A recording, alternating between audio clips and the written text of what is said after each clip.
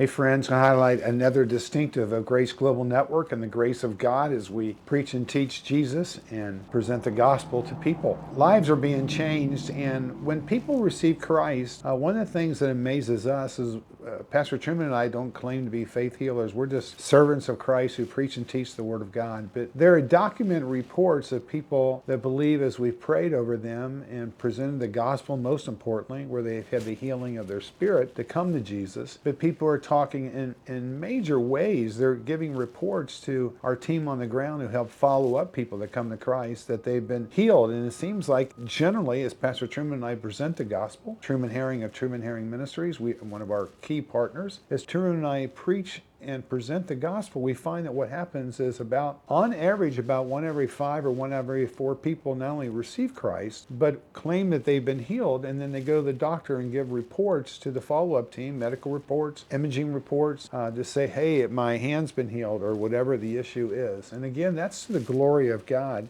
The last evangelistic festival we did in October, where we had over 31,000 people come to Christ, we had about 12,000 people plus that I mentioned in another video earlier that claimed that they were healed on that evangelistic festival. And so I just want to let you know, we just focus on presenting the Word of God and teaching and preaching the whole counsel of God. But people who study missions, people who serve Christ in various parts of the world, including the United States, are telling us there's unusual moves of the Holy Spirit right now in ways that are rarely recorded in history, certainly in the New Testament, certainly various times in the Old Testament, but just a lot of people are claiming they're healed and they're going to the doctor to get confirmation and give medical reports. And so we humbly just simply say that, all to the glory of God, but we thank Him that the power of the gospel is what changes lives. And anything else that comes with that, we thank God, but we always document it and make sure that we follow the scriptures in all of our approach. But we praise God for the work He's doing in people's lives to heal them spiritually, and when He wants to heal them physically, we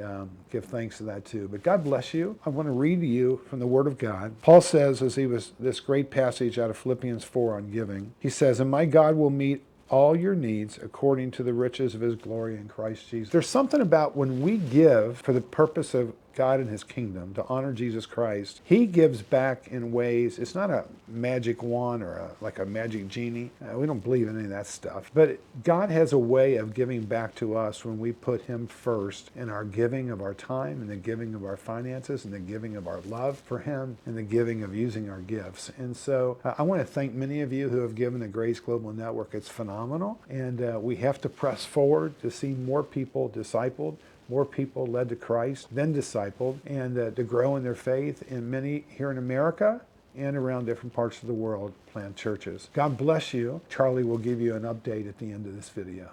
We are currently at $11,377 out of our $110,000 goal.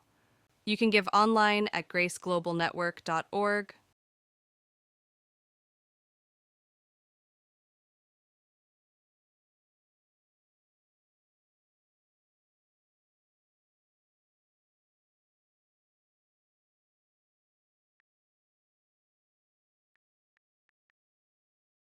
You can also contact Gary Rogers for stock transfers. And then finally, you can mail money in to the location on the screen.